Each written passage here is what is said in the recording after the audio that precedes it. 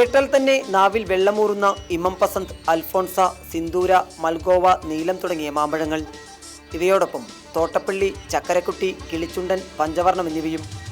കൊച്ചി ജവഹർലാൽ നെഹ്റു സ്റ്റേഡിയത്തിൽ സംഘടിപ്പിച്ച മാമ്പഴ ഫെസ്റ്റിൽ കാഴ്ചക്കാരെ കാത്തിരിക്കുന്ന വിഭവങ്ങളാണിത്.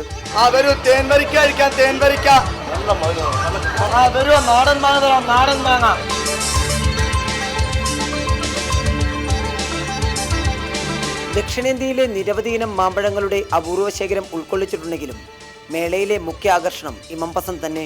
ഒരിക്കൽ രുചിച്ചാൽ പിന്നെ മറക്കില്ലെന്ന് രുചിയറിഞ്ഞവർ. ഇമം പസന്ത് എന്ന മാങ്ങയാണ് ഏറ്റവും രുചിയുള്ള മാങ്ങ. രുചി മാത്രമല്ല, പല രീതിയിലുള്ള മണങ്ങൾ തന്നെ ഇവിടെ ആസ്വദിക്കാനായിട്ട് സാധിക്കുന്നു.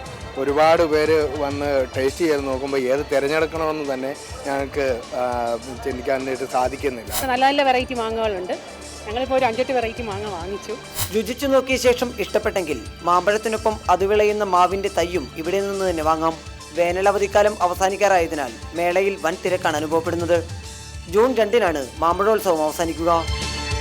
India vision, Kochi.